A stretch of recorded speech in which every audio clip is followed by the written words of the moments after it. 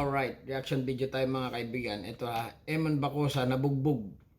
7 beses bagsak, talo. Casimero reaction.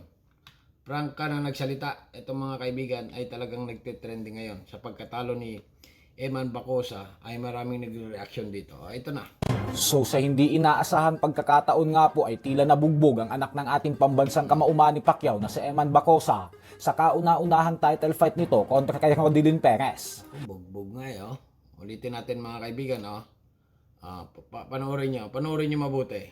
Ginulpi talaga ito Hindi inaasahang pagkakataon nga po ay tila nabugbog ang anak ng ating pambansang kamauman ni Pacquiao na si Eman Bacosa sa kauna-unahang title fight nito kontra Inawat na ng repere. Kay Rodilyn Perez.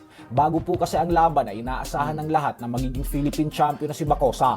Gawa ng pipitsuging kalaban lang naman daw si Perez. Sayang, Philippine champion na pala sana ito.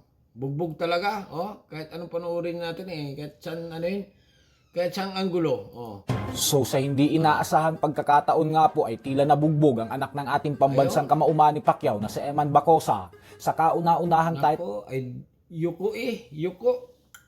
Bugbog talaga. Fight nito kontra kay Rodilyn Perez. Bago po kasi ang laban ay inaasahan ng lahat na magiging Philippine champion na si Bacosa. Gawa ng pipitsuging kalaban lang naman daw si Perez. Subalit laking gulat nga po ng lahat dahil tila kabaliktaran ang nangyari. Gawa ng bawat round simula round 2 ay pinabagsak mas malaki ang katawan ni Eman Bacosa dito kaysa dito kay nito. niya ng paulit-ulit si Bacosa. Sa sumatotal po ay 7 beses pinabagsak ni Perez si Bacosa sa buong laban. Subalit 3 lang ang binilang ng referee kaya naman napansin ng mga Durog tumba. Fans na tila pinapaboran daw si Bacosa. Bukod dyan ay maging si Bacosa ay nagrereklamo din na nadudulas Durog talaga. lang daw siya. Pero maliwanag naman po talaga na malilinis ang patamang knockdown ni Perez sa kanya.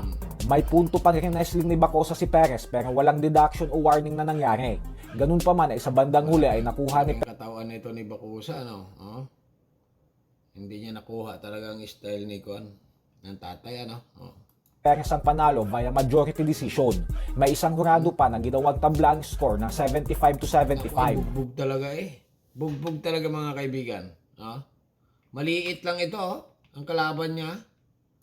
Dahil sa panalong ito ni Perez ay siya na ngayon ang bagong PBF Youth Lightweight Champion.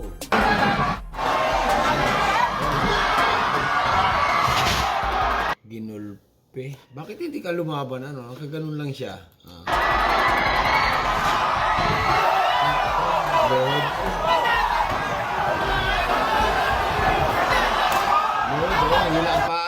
Hila ang paa mga kaibigan na Eman Bacosa nabugbog ng 7 beses. Tunay nga.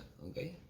Ito, bihira lang manood ng basketball. Pero dahil siya nga nagtitrending ito, nag-react lang tayo dito. Inulit ko mga kaibigan, reaction video lang ito na ito na nga si Eman Bacosa nabugbog. Hindi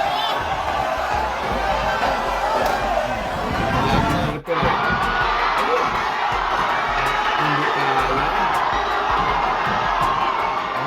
mga kaibigan. Hindi kaya.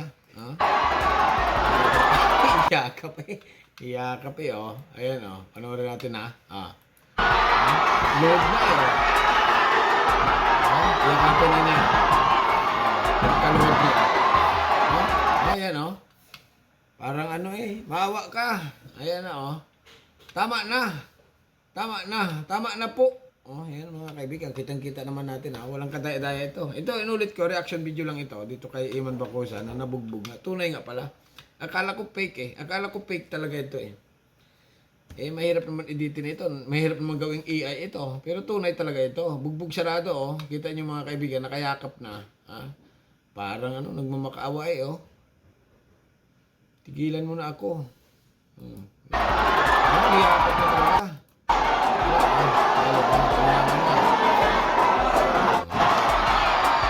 Ay!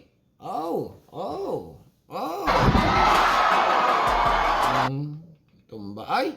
Tumba rin niya, niyakap niya. Ito, niyakap niya. O, ayan. Ito, Tapo ng reaksyon ang former 3 Division Champion Angas ng Pinas ayan, nagsalita na rin ito.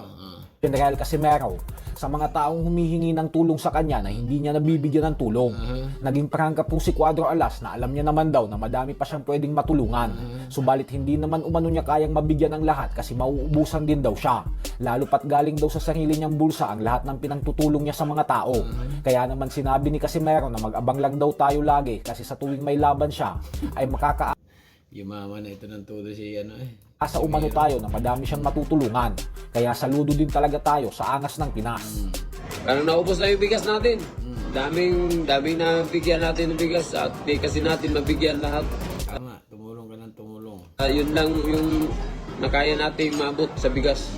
Hindi pwede lagi tayong mamimigay kasi maubusan tayo niyan. Pag may budget, pag may laban na naman, gano'n. Abangan nyo lang lagi. Ayan, mga kaibigan, mahilig mag-boxing dyan, ay abangan nyo at manood kayo. Talagang nakakaliw ang boxing ng... Hindi tayo pwede na magbigay-bigay lahat. Kasi wala na tayong matira guys. Alam naman natin na marami tayong pwedeng tulungan pero hindi talaga natin kaya na matulungan lahat. Sana maintindihan nyo guys. Magbibigay tayo pero yung ano lang talaga. Right, mga kaibigan, yan ang nagtitrending ngayon dito sa bansang ibang bansa, okay? Na ito na nga, balik tayo dito kay Eman Bacosa. Okay, Eman Bacosa nabugbog ng 7 beses. Bugbog talaga. Diyos mio, ano masasabi nyo, ha?